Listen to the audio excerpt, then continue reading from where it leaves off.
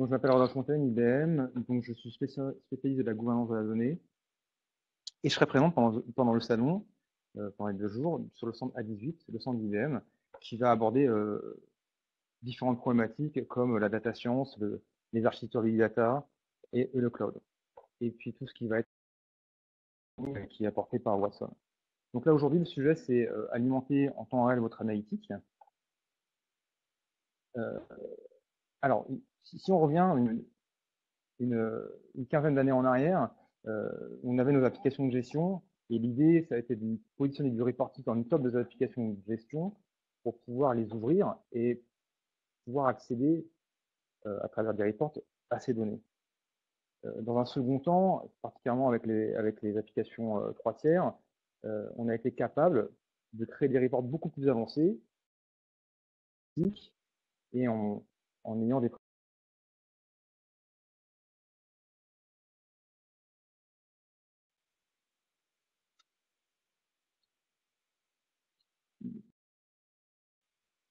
Donc, aujourd'hui,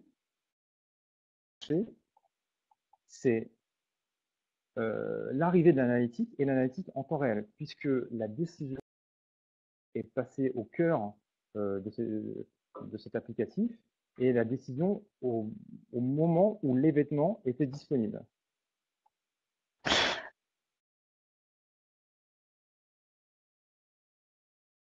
Bon, c'est pas très grave, on va continuer sans slide parce que sinon on va pas s'en sortir. Oui, veuillez nous excuser pour ce petit problème technique. On est en train d'essayer de régler ce problème. Oui, votre présentation s'affiche bien là. Merci. Voilà, c'est pas grave. Alors, qu'est-ce que je disais? Ah oui, l'analytique en temps réel. Donc, l'analytique en temps réel, c'est quoi? C'est prendre la décision au moment où l'événement se déroule. Donc, est vraiment au plus près de l'événement. Pour cela, donc, il y a différents use cases de l'analytique en temps réel. Vous avez toutes les disciplines, tous les clients, toutes les disciplines de nos clients qui sont touchés. Et ce qui va concerner par exemple l'IoT, le suivi opérationnel des remontées des données IoT pour pouvoir les monitorer, pouvoir mettre en place de la maintenance prédictive et du reporting. Quand on travaille, par exemple, avec le banking, ça va être de combiner les transactions des différents environnements, les faire remonter en centrale et pouvoir, par exemple, faire la détection de fraude et faire des calculs en temps réel des risques. Pour cela,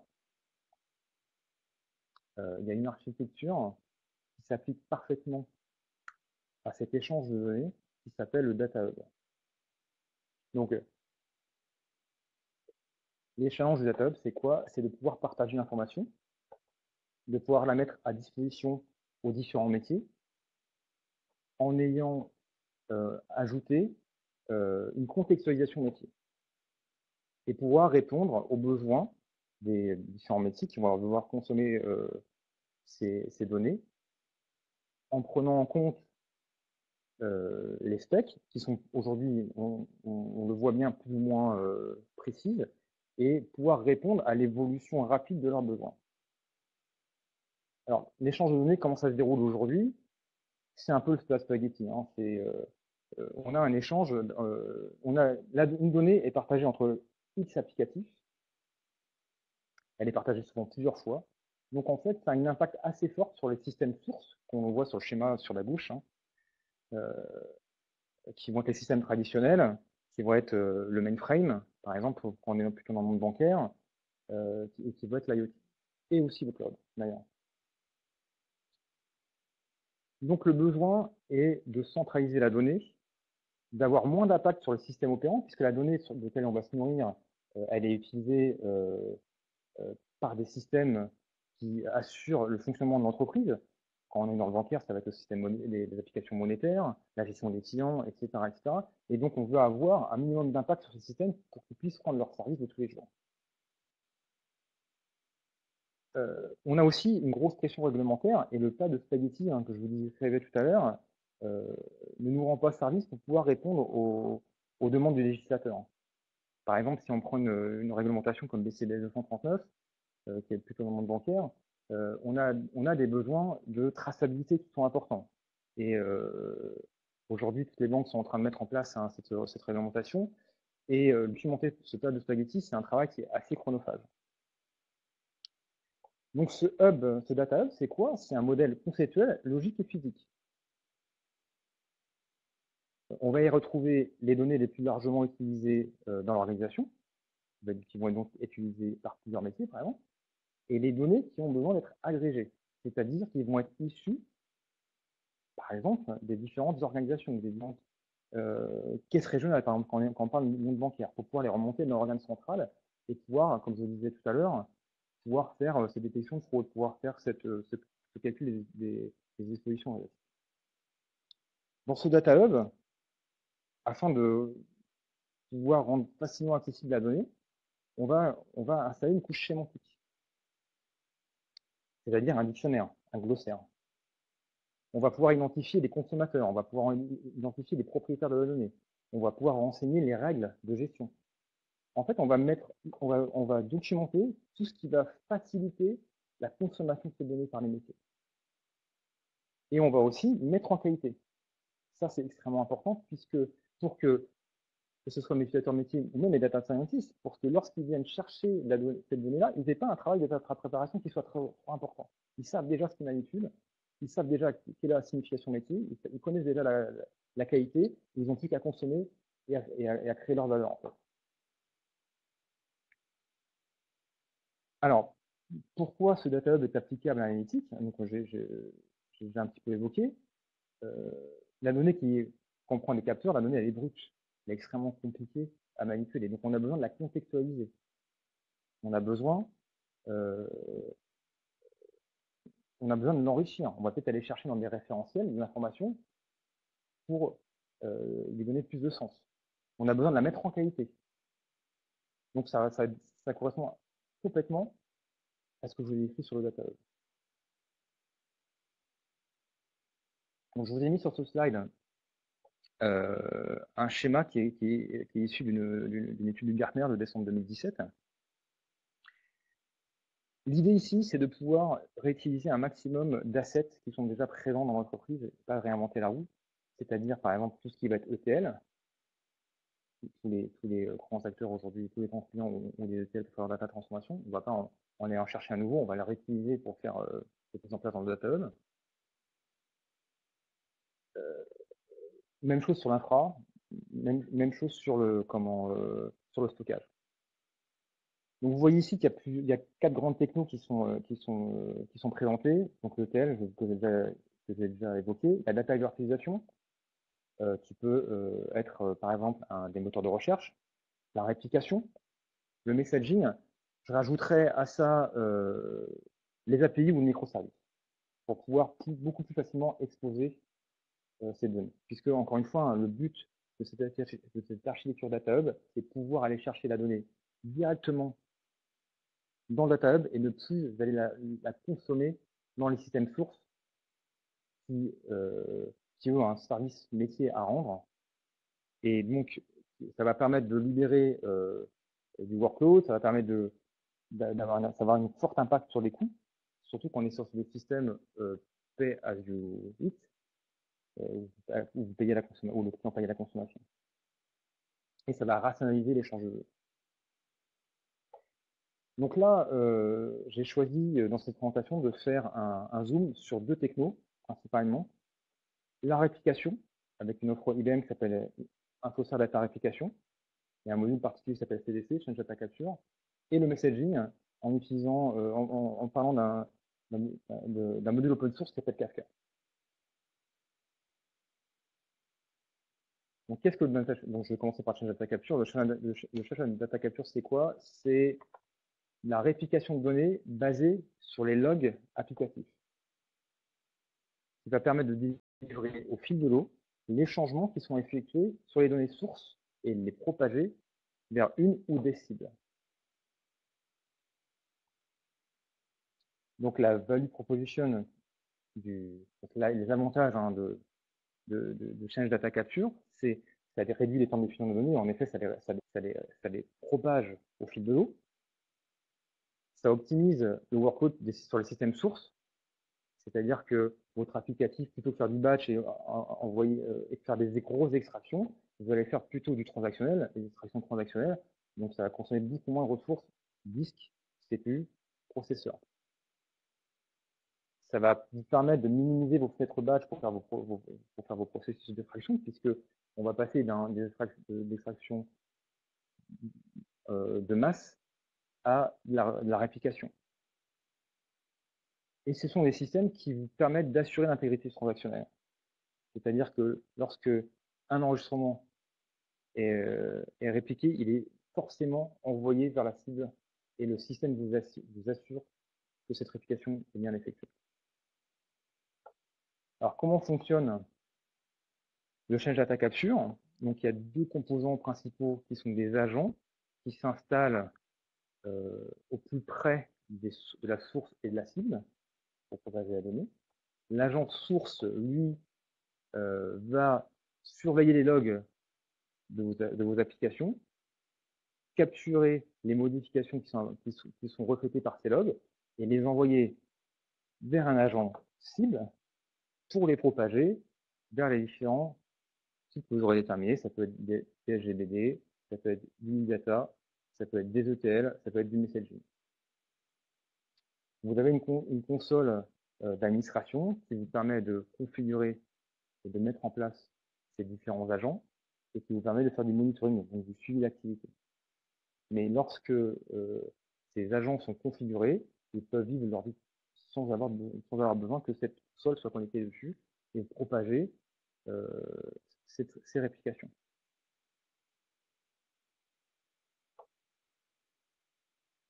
Donc, la réplication, elle peut se faire de façon unidirectionnelle, d'une source A vers une source B, en cascade. De cette source B, on choisit aussi ensuite de répliquer vers une source C. Bidirectionnelle, donc la source A et la source B sont répliquées dans les deux sens, et on a la possibilité de gérer les éventuels conflits si le même enregistrement était mis à jour au même moment. En local, une table A et une table B au sein de la même table, la même source. En consolidation, vous avez N sources qui sont répliquées vers une cible, et ensuite, cette cible est répliquée vers N autres cibles, de façon, par exemple, à faire de l'agrégation de données, sous forme de réplication. Alors, dans notre Data Hub, qui va s'appuyer sur une infrastructure Hadoop, donc il y a deux grandes réplications deux grandes targets que l'on va avoir. C'est le HDFS, donc on va écrire cette réplication vers un système de fichiers et vers le Kafka, d'accord, vers du messaging. Je vous ai mis sur ce slide la liste des sources et des cibles supportées. Donc, vous pouvez voir quand vous avez toutes les grandes HGBD du marché, DB2, Oracle, Microsoft SQL Server, Informix, Sybase, et puis des fichiers propriétaires, des bases propriétaires sur mainframe, qui sont IMS et VLAN. Et ensuite, on est capable de répliquer vers les mêmes bases, des bases plutôt cloud, comme par exemple Cloud, des fichiers texte, des appliances décisionnelles, du JDBC, des fiches GMF, mais aussi du Hadoop, avec du HDFS, et du Kafka et du Avro. Enfin, du Kafka qui est stocké sous forme Avro. Et on supporte à peu près aussi tous les OS possibles. Alors,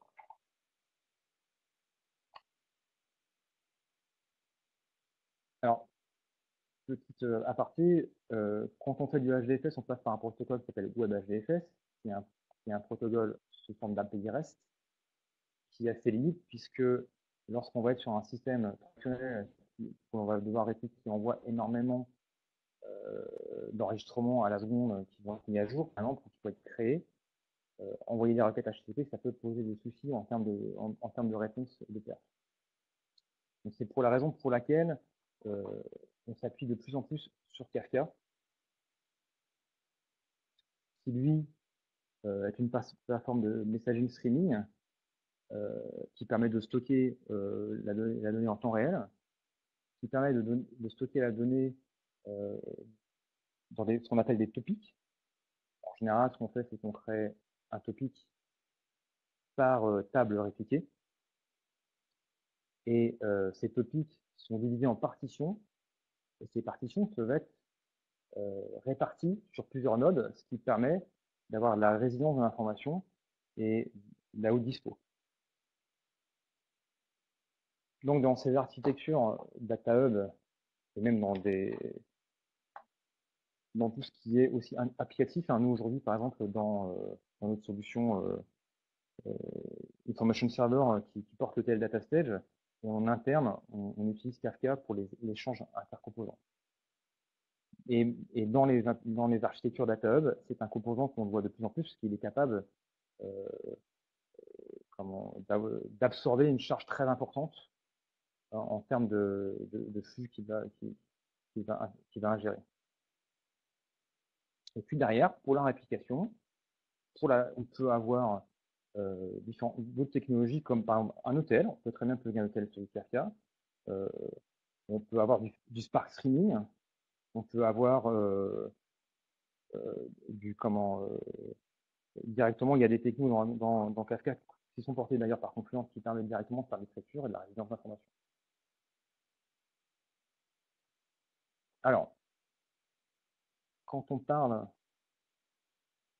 d'IBM Data Application et de CDC avec Kafka comme cible, on a 3 manières de répliquer vers Kafka. Donc, en utilisant les API REST, en effet, Kafka expose les API REST qui sont disponibles à travers un proxy pour faire de la réplication, pour ingérer la donnée. Donc ça permet donc, par exemple, lorsque vous avez des infrastructures qui sont hébergées dans le cloud, ça permet de pouvoir répliquer vers Kafka beaucoup plus facilement. Vous avez des API Java natives que l'on préfère utiliser parce qu'elles sont capables d'ingérer un nombre de transactions beaucoup plus importantes. Par exemple, on a mesuré dans nos laboratoires qu'on pouvait monter jusqu'à 100 000 transactions secondes avec les API natives, alors que sur des API REST, on plafonnait à 5000 transactions secondes avec ce système-là. Et on a aussi quelque chose qui s'appuie sur une technologie qu'on a développée à travers les API Java natives, qui s'appelle Kafka Custom Operator Processor, qui permet de stocker l'information sur une forme non native Kafka. En effet, Kafka, lorsque vous stockez de l'information, vous avez une clé, une valeur, un euro de tâche. Lorsqu'on récupère des informations de réplication, pour pouvoir les traiter, c'est beaucoup plus facile d'avoir l'ID de la transaction, l'opération qui a été effectuée, l'enregistrement avant et après transformation.